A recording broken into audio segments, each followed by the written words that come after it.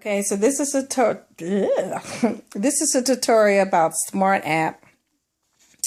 That app right there.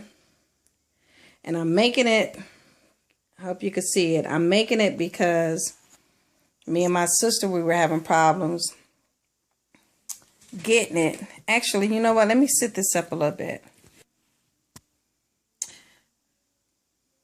Okay, so hopefully that's a little bit better. Okay, so I'm making it because the kids just got some cell phones and we really wanted to set it up to where we can lock their phones, lock different settings and things like that.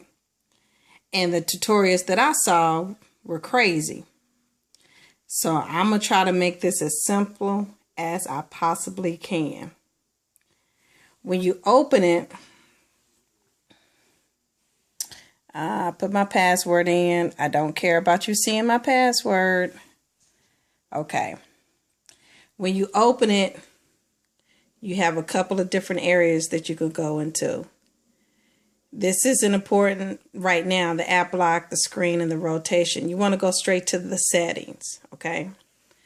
When you go into the settings, if you press this password and pattern setting, right here you can do your lock type.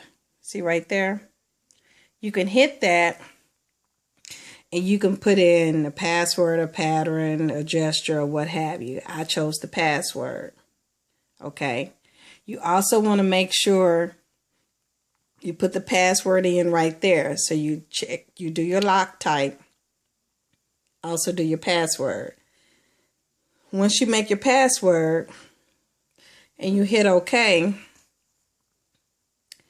pretty much the only thing that needs to be checked is the auto checking password.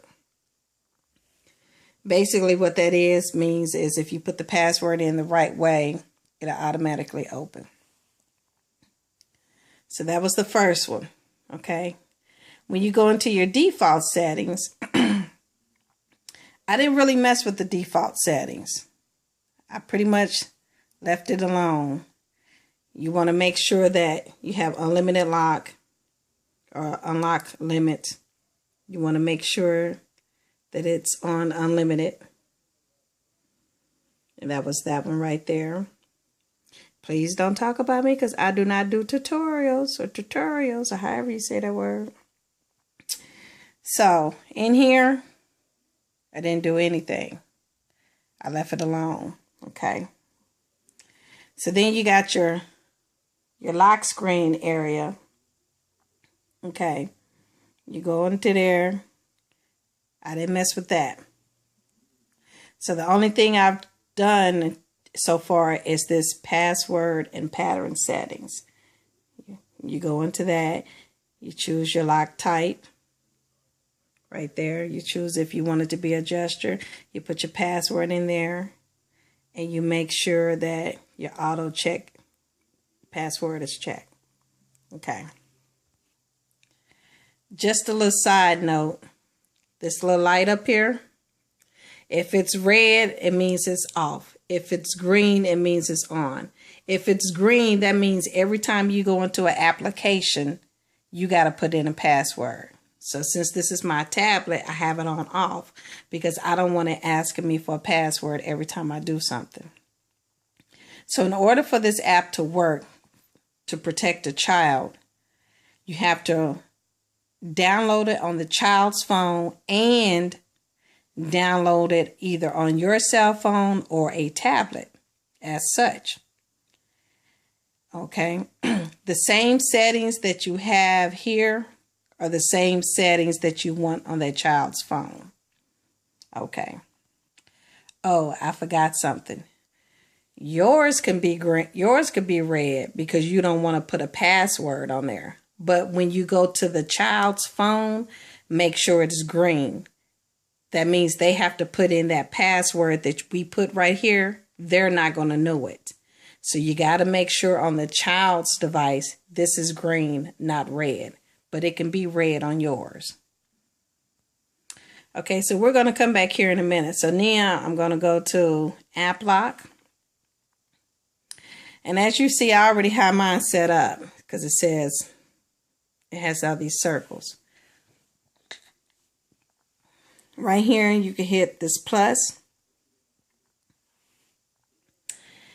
And then it'll ask you, show you a list of your apps.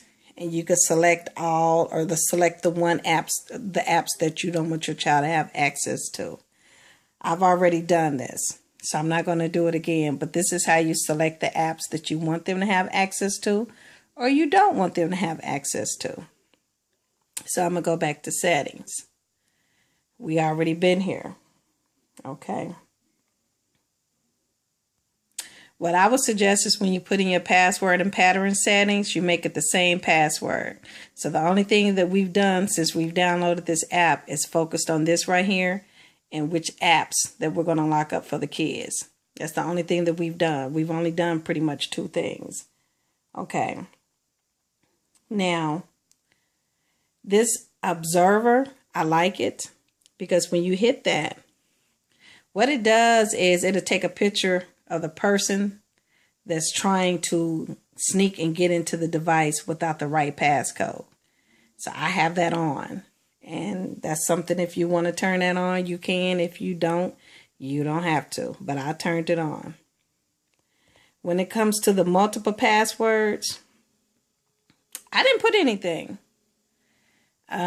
This may be something for if you have multiple children or multiple. I'm thinking it's this multiple password is one part of the day you want them to have access to this, or one part of the day you want them to have access to that, or multiple password. I really don't know what it's for. I didn't mess with it. Now here's what's important. Remote control. And again, I don't care about y'all seeing my passwords because it's not like y'all getting ready to see me and know my cell phone number and all that extra stuff. So here's an example. The remote lock, it came up as, it automatically came up as the @ and the word protect. Okay. So to test it out, I put in the word lock. And I hit OK. And I made the unlock code @protect unlock. And when you go inside here, remote lock command, I put in lock all applications. You can also set it up to just do the ones that you registered, but I put lock all applications, right? Okay. What the app doesn't tell you, and what people on Facebook are not telling you, just to simply set this up, you don't have to mess with the default settings, the lock screen settings, the multiple passwords, the home screen link, the lock convenience. Well, the lock convenience is actually kind of nice because you can go in there, and this is where if they take their phone in their bedroom, right here, you can set a time to where the phone will just shut down and they can't really do anything. So that's actually pretty cool, I thought. So that's the lock convenience. But outside of that, you don't have to touch all this stuff. We turned the observer on, we did the remote control. I told you about that.